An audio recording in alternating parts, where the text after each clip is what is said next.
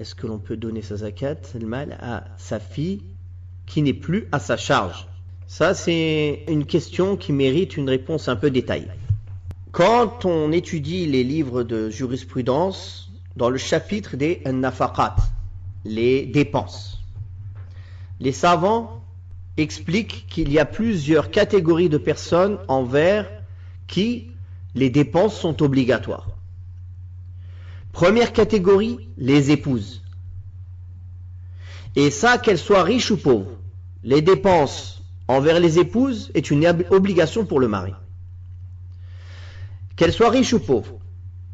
Mais cette dépense, elle variera selon la situation du mari et de la femme. Si eux deux sont des gens riches, qui ont l'habitude de vivre dans la richesse, il devra dépenser pour elle comme les riches dépensent. Sinon, dans le reste des cas, il dépensera d'une manière moyenne, ou si eux deux ils sont pauvres, qui avaient été habitués à la pauvreté, il dépensera comme un pauvre. Ça, c'est la première catégorie. Après, il y a d'autres catégories de personnes envers qui il doit dépenser, mais avec des conditions. La deuxième catégorie, c'est ses origines. C'est-à-dire parents, grands-parents, arrière-arrière-grands-parents, arrière-grands-parents, voilà. Cela, il doit dépenser pour eux obligatoirement sous 3 conditions. La première condition, c'est que la filiation soit confirmée, c'est-à-dire que ce sont ses parents ou grands-parents. Deuxième condition, c'est qu'il soit pauvre, qu'il n'ait pas là, qu'ils aient besoin. Troisième condition, c'est que lui, il soit capable de dépenser pour eux. De même, les descendants sont dans le même cas que les parents. C'est-à-dire enfants, garçons ou filles, petits-enfants, petits-petits-enfants. Il devra obligatoirement dépenser pour eux avec ces 3 conditions. Si la filiation est confirmée, si cette personne est dans le besoin et si lui est capable de dépenser pour eux. La troisième catégorie de personnes sont les proches, hors parents et enfants, les oncles, les frères et sœurs. Cela aussi, on doit dépenser pour eux, c'est-à-dire toute personne de qui on peut hériter. C'est ça en fait la règle. Toute personne de qui on peut hériter, au cas où il meurt et il laisse un héritage, on doit dépenser pour eux obligatoirement. Si, bien sûr, on fait partie des gens qui peuvent hériter d'eux, ça c'est la première condition. Deuxième condition, qu'on soit sur la même religion, c'est-à-dire que ce doit être un musulman. Troisième condition, qu'il soit dans le besoin. Quatrième condition, c'est qu'on soit capable de dépenser pour eux. Donc là, on voit que toutes ces personnes sont à notre charge. Si on est capable de dépenser pour eux, et s'ils sont dans le besoin. À partir de là, si on dit qu'ils sont à notre charge, est-ce qu'on a le droit de leur donner la zakat? Non. C'est comme si on avait sorti l'argent de notre poche droite pour la mettre dans notre poche gauche. On doit dépenser pour eux en dehors de la zakat, tout au long de l'année, selon nos capacités. Par exemple, on a un oncle paternel qui n'arrive pas à s'en sortir financièrement. Nous, on a les moyens, et d'autres gens parmi les gens qui vont hériter de lui, qui pourraient hériter de lui normalement, ont les moyens aussi. Comment on doit faire pour dépenser pour lui? Chacun dépensera pour ses besoins proportionnellement à ce qu'il aurait reçu comme héritage. Par exemple, s'il aurait reçu 5% de ses biens en héritage, alors il lui incombe de dépenser pour 5% de ses besoins.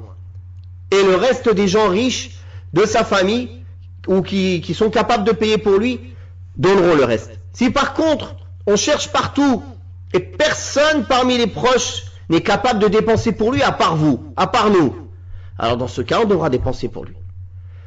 Ce préambule était nécessaire avant de donner la réponse à la question. Donc la question est, est-ce que je peux donner la zakat à ma fille qui n'est plus à ma charge? La réponse est, si vous avez les moyens de l'aider financièrement, il vous est donc obligatoire de dépenser pour elle en dehors de l'argent de zakat. Donc vous ne pouvez pas lui donner la zakat car elle est à votre charge, comme on l'a expliqué auparavant, comme les parents et les ascendants. Donc les ascendants et les descendants. Par contre, concernant les frères et sœurs, si la personne est dans la capacité de les aider financièrement tout au long de l'année, c'est-à-dire avec les conditions qu'on a précitées. Il est riche, ils sont dans le besoin, ils sont musulmans, alors dans ce cas-là, il ne doit pas attendre la zakat pour les aider. Il les aide tout au long de l'année, car c'est un devoir pour lui.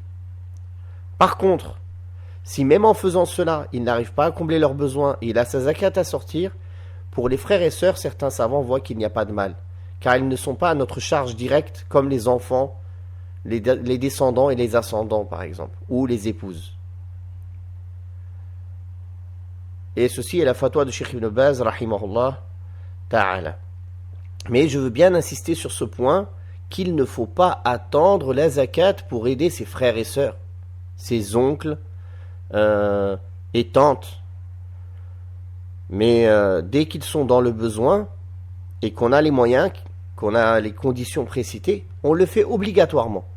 Et même si ce n'est pas obligatoire, ça fait partie de respecter, d'honorer les liens de parenté, de les aider financièrement. Même si on ne rentre pas dans les conditions de l'obligation, au minimum, ce sera au moins recommandé de les aider. Si déjà toute personne dans le besoin, le musulman l'aide, alors que dire d'un proche?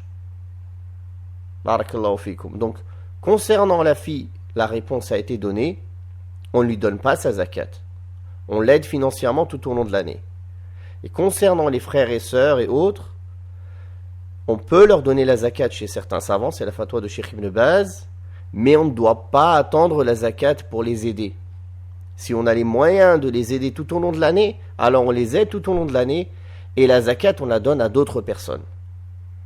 Si on n'a pas les moyens, ou bien ceux avec quoi on peut les aider tout au long de l'année, ne suffit pas à combler leurs besoins, et qu'il n'y a personne d'autre pour les aider, et qu'on veut en plus de ce qu'on les aide tout au long de l'année, leur donner la zakat, dans ce cas-là, on peut leur donner, Inch'Allah. Donc il faut différencier, bien différencier entre les ascendants et les descendants, les épouses des ascendants et les descendants à qui on ne peut pas donner la zakat car ils sont à notre charge directe, et les frères et sœurs qui sont aussi à notre charge mais pas directement, qui viennent à un degré moindre, qu'on doit les aider tout au long de l'année si on rentre dans les conditions précitées, c'est-à-dire si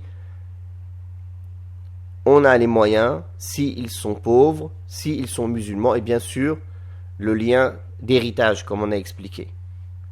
Wallahu ta'ala a'la wa a'lam.